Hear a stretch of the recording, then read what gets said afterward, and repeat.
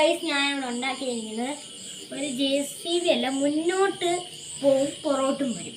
അതാണ് 1.5 വോൾട്ടാണ് ഈ battery.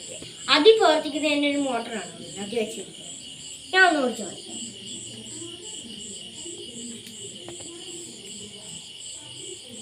Sorry,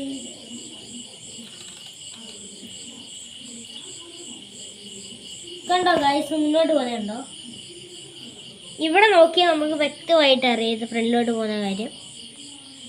കണ്ടോ ഗൈസ്, ഇപ്പോൾ ഫുള്ളായിട്ട് ഫ്രണ്ടാണ്. നമുക്ക് റിവേഴ്സ് എടുക്കാം.